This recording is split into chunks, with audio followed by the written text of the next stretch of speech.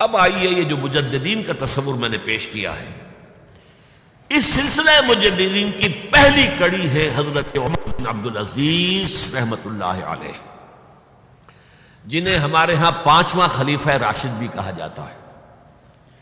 ولادت سن 61 ہجری کی ہے، انتقال ٹھیک 40 برس کی عمر میں 101 ہجری میں ہو گیا۔ خلافت صرف 2 سال حضرت ابوبکر کی طرح، سن 99 ہجری سے 101 ہجری۔ خود یہ مروان بن حکم کے پوتے تھے۔ بنو امیہ کے جو خلفاء ہیں ان کی 2 شاخیں ہیں، امیہ کے 2 بیٹوں سے جو شاخیں چلی ہیں، ایک حرب سے چلی ہے، اس میں ابو سفیان تھے لیکن وہ خلیفہ نہیں تھے، لیکن امیر معاویہ، پھر یزید کا بیٹا تھا معاویہ ثانی۔ دوسری شاخ جو تھی وہ مروان بن حکم سے چلی ہے، اور اس میں ہے اصل میں جو 10 خلفاء آئے ہیں بنو امیہ کے۔ یہ مروان بن حکم کے پوتے تھے، لیکن ان کی والدہ حضرت عمر کی پوتی تھی۔ یہ جو امتزاج ہوا ہے، یہ جو حضرت عمر فاروق رضی اللہ تعالیٰ عنہ کا خون ان کی رگوں میں پہنچا ہے، اب وہ بڑا مشہور واقعہ ہے، دلچسپ واقعہ ہے کہ حضرت عمر ایک روز اپنی رات کی گشت پر تھے، جو آپ خبر گیری کے لیے رات کو سفر کرتے تھے شہر کے اندر، تو آپ نے دیکھا small hours of the morning, صبح کا فجر سے کچھ وقت پہلے وقت ہوگا، ایک گھر میں سے آواز آ رہی ہے ماں بیٹی کی گفتگو کی۔ ماں نے کہا بیٹی بکریوں کا دودھ نکال لیا، دہو لیا؟ کہ ہاں امی۔ اچھا اس میں کچھ پانی ملا دو۔ انہوں نے کہا امی آپ نے سنا نہیں، خلیفہ نے منادی کرائی تھی کہ دودھ میں پانی ملانا غلط ہے، ہرگز کوئی پانی نہ ملایا جائے۔ ماں نے کہا کہ بیٹی خلیفہ یہاں کوئی موجود ہے، کوئی دیکھ رہا ہے، پانی ملا دو۔ بیٹے نے کہا کہ امی خلیفہ نہیں ہے، اللہ تو موجود ہے، اللہ تو دیکھ رہا ہے۔ حضرت عمر نے وہ بات سن لی، اس گھر کو آپ نے تاک لیا اور جا کے اپنے بیٹے عاصم سے کہا کہ وہاں رشتہ کر لو۔ وہ ہے لڑکی پھر جس کے نسل سے یہ حضرت عمر بن عبدالعزیز یہ پیدا ہوئی۔ تو یہ در حقیقت پوتی ہے حضرت عمر فاروق کی، ان کی والدہ ام عاصم، اور یہ خود پوتے تھے مروان بن حکم کے۔ اور جو 8واں خلیفہ تھا بنو امیہ کا سلیمان، اس کی وصیت کے مطابق یہ خلافت ان کو ملی تھی۔ اب آپ ذرا یہ سوچئے، جائزہ جو ہمیں آج لینا ہے، اس وقت تک دین کے اوپر کون سے گرد و غبار آئے تھے کہ جن کو حضرت عمر بن عبدالعزیز نے صاف کیا؟ ابھی 100 برس بھی نہیں ہوئے حضور کے انتقال کو، ابھی یہ 90 برس ہو گئے ہوں گے یا 80-85 برس ہو گئے۔ عقائد میں کوئی ٹیڑھ نہیں آیا، ابھی کوئی یونان کا فلسفہ نہیں آیا، ابھی کہیں کوئی منطق نہیں آئی، کچھ نہیں آئی۔ عقائد سیدھے سادہ جو عربوں کے تھے وہ ہے۔ اعمال میں بھی کوئی تبدیلی نہیں آئی، مسلمانوں کے اعمال اخلاق تقریباً وہی ہے، کچھ کمی ہو گئی، کچھ دنیا کی طرف زیادہ رغبت ہو گئی ہوگی، مال اور دولت دنیا سے زیادہ دلچسپی ہو گئی ہوگی بس، لیکن دینی اعتبار سے کوئی فساد، کوئی خرابی کوئی نہیں تھی۔ خرابی کہاں آئی تھی؟ نظام حکومت میں خرابی آئی تھی۔ اسلامی نظام حکومت میں، اسلامی خلافت کے نظام میں کیا چیزیں ہوتی ہیں؟ نمبر 1 اللہ کی حاکمیت، کتاب و سنت کی بالادستی، ٹھیک، یہ تو یقیناً جیسے تھی ویسے ہی اب بھی تھی، لوگوں کی انفرادی زندگیوں میں اب بھی تھی، اور یہ کہ کم سے کم نظری طور پر حکومت کی سطح پر بھی یہ حکومت اللہ کی اور کتاب و سنت کی ٹوٹل بالادستی، اس کو تسلیم کیا جاتا تھا۔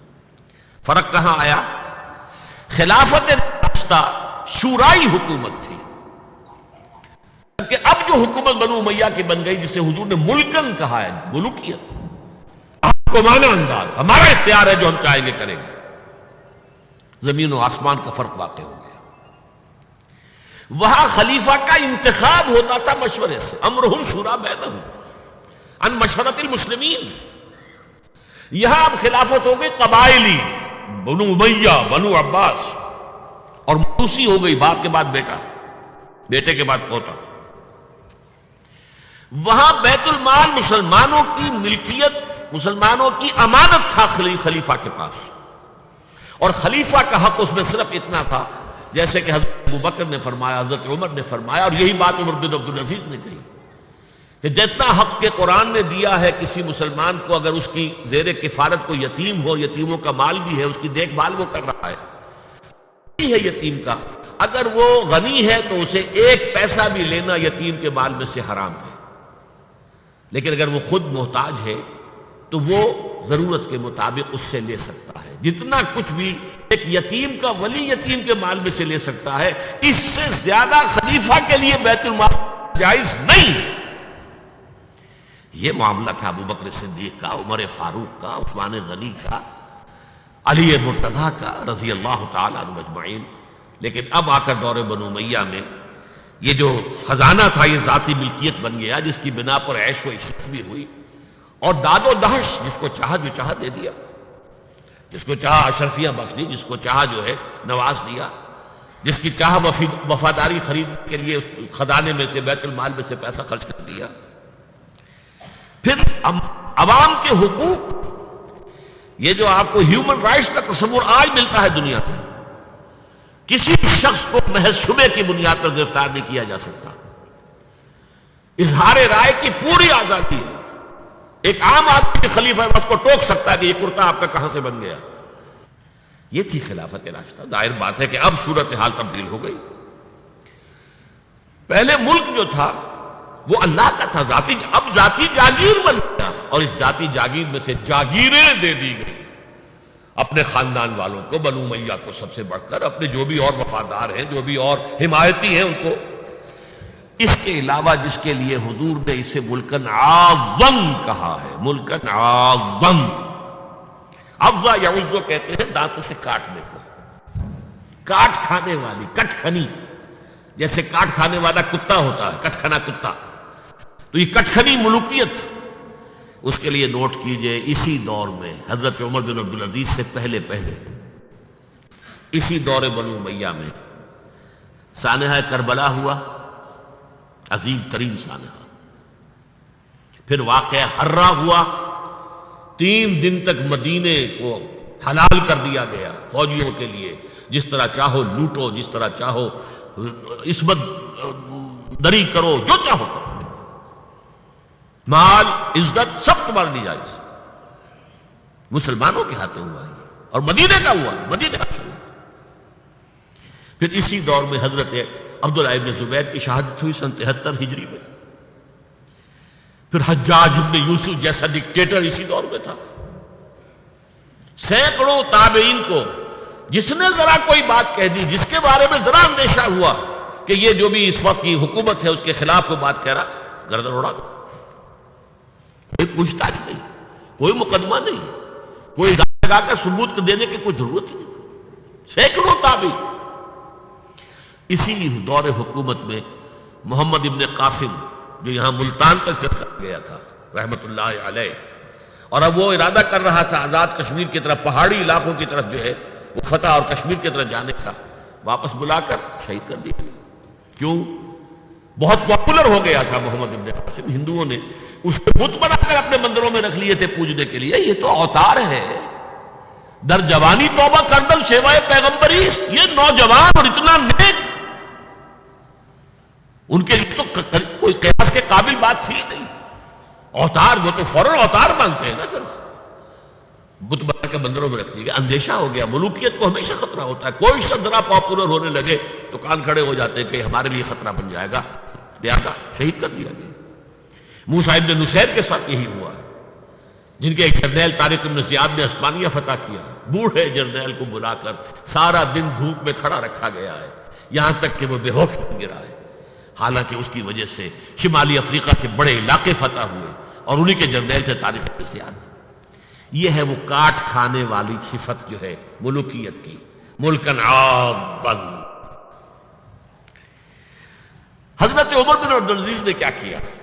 دیکھیے ان کا تجدیدی کارنامہ صرف 3 نکات پر مشتمل ہے، یہ میں بتا چکا ہوں آپ کو۔ ابھی نہ عقائد میں کوئی کجی آئی تھی، نہ اعمال میں کوئی خرابی آئی تھی، عوام کے حکومت کے نظام میں تبدیلی ہوئی تھی، اب موروثی ہو گئی تھی اور تحکمانہ ہو گئی تھی۔ خلیفہ جو ہے وہ موروثی یا نامزد ہوتا تھا، اور جاگیر بن گئی تھی اپنی ذاتی بیت المال۔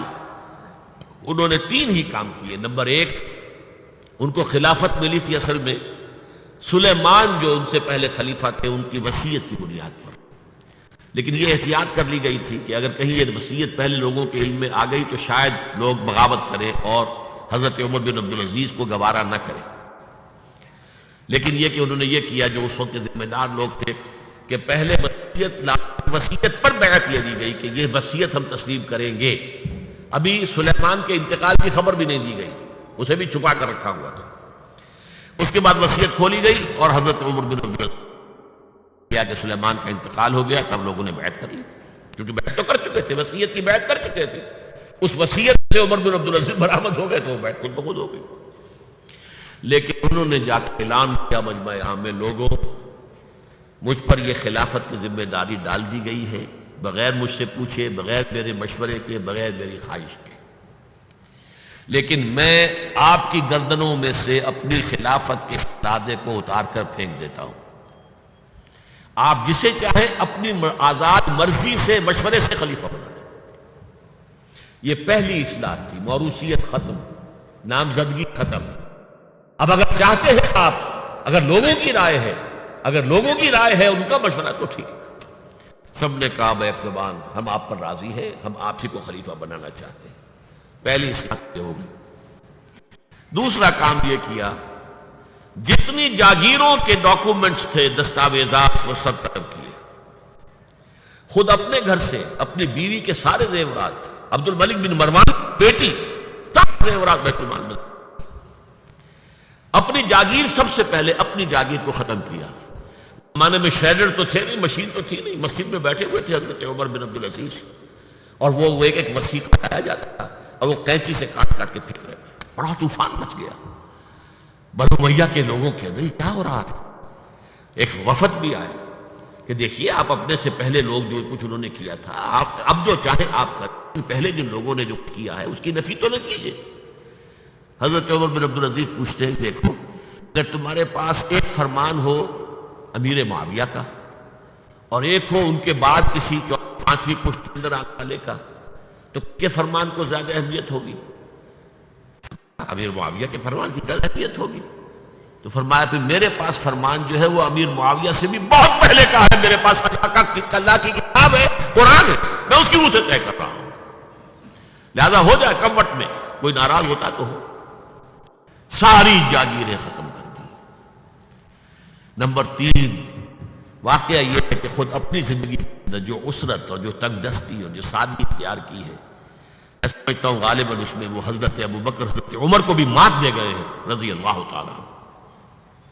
حالانکہ بڑے ہی ایک تو حسین جمیل انسان تھے، خوش شکل، خوش لباس، شہزادے تھے، گورنر بھی رہے تھے. پھر ان کے والد جو ہے طویل اور مصر کے گورنر تھے، وہاں پرورش ہوئی تھی گورنر کے بیٹے کی حیثیت سے. اعلیٰ لباس پہنتے تھے، خوشبو کے اندر اس طریقے سے بسا ہوا کہ جہاں سے گزر گئے ہیں پورا راستہ معطر ہو جاتا تھا. لیکن اب اچانک جو آیا ہے، جیسے بیعت ہوئی ہے خلافت کی، ان کی اہلیہ کہتی ہیں، حضرت فاطمہ ان کا نام تھا، کہ آ کر بیٹھ کر اور مسلح پر رونا شروع کر دیا. میں نے پوچھا کیوں، کیا ہوا؟ یہ جو بوجھ مجھ پر آن پڑا، یہ ذمہ داری. رونا شروع کیا. اور اس کے بعد واقعہ یہ ہے کہ انہوں نے ذاتی زندگی میں کپڑا صرف ایک جوڑا، 2 بھی نہیں، جمعے کے لیے بھی اس کے دھونے سوکھنے کے لیے انتظار کرنا پڑتا تھا، تب جا کر پہن کر اس کو جمعے میں جاتے تھے. ایک دفعہ آئے ہیں، بچیوں سے گفتگو کر رہے تھے تو بچیوں کو دیکھا عجیب حال ہے کہ وہ جو بھی بات کرتی ہے پھر اپنے منہ پر ہاتھ بھی رکھتی. پوچھا کیا سبب ہے؟ کہنے لگی آج ہم نے صرف پیاز سے روٹی کھائی ہے، ہمارے منہ سے بدبو آ رہی ہوگی، ہم نہیں چاہتی کہ آپ کو اس بدبو سے تکلیف پہنچے. حضرت عمر رونے لگے، لیکن کہا کہ میری بیٹیوں کیا تم یہ پسند کرو گی کہ تمہیں دنیا کی نعمتیں ملے اور عیش ہو اور تمہارا باپ جہنم میں جائے؟ ان بچیوں نے بھی رونا شروع کر دیا. سارے زیورات ختم، اپنی جاگیر ختم. وہ آپ کو پتہ ہی ہوں گے آج کیا چراغ بھی ہے، رات کو سرکاری کام کر رہے ہیں تو وہ جو بیت المال کے تیل سے جو جلنے والا چراغ ہے وہ روشن ہے. خادم نے آ کر کوئی گھریلو بات کرنی چاہیے تو چراغ گل کر دو پھر بات کرو. ذاتی بات ہو رہی ہو تو سرکاری جو تیل کا چراغ ہے وہ نہیں جلے گا. میں یہ سمجھتا ہوں، میں علی وجہ البصیرت کہہ رہا ہوں کہ میرے نزدیک تو اس قدر شاید باریک بینی کی باتیں جو ہے میرے علم میں نہیں ہے کہ حضرت ابو بکر اور حضرت عمر، اور پھر یہ کہ وہاں کوئی ایسا کنٹراسٹ سائملٹینیس کنٹراسٹ نہیں تھا، اس لیے کہ حضور کے ساتھ جد و جہد کرتے ہوئے ان کی زندگیوں میں پہلے بھی فقر اور ساری فقر کی کیفیات تھی. یہاں تو اچانک ہوا ہے کہ اس سے پہلے ایک بہت خوش باش، خوش شکل، بہت ہی ہر طرح کے ناز و نعم کے اندر پلا ہوا انسان شہزادہ اچانک آیا ہے تو زندگی کے اندر انقلاب آ گیا. یہ ہے خلیفہ اول، خلیفہ خامس ان کو کہا جاتا ہے، خلافت راشدہ میں شامل کیا جاتا ہے، اور یہ ہے سلسلہ تجدید خلافت کی پہلی کڑی، اور اس کو ہم کہیں گے تجدید کامل تھی، کیونکہ ابھی خرابی آئی ہی صرف نظام حکومت میں تھی، اسی کو آپ نے درست کر دی. یہ دوسری بات ہے کہ یہ بہت شارٹ لیوڈ رہی ہے، آگے نہیں چلی ہے، ان کو زہر دے دیا گیا، اس لیے کہ یہ بات زیادہ قابل برداشت نہیں تھی بنو امیہ کے پورے خاندان کے لیے، قبیلے کے لیے. انہیں گمان غالب یہی ہے کہ زہر دے کر جو ہے انہیں شہید کیا گیا. لیکن بہرحال پہلی کڑی ہے عمر بن عبد العزیز رحمۃ اللہ علیہ.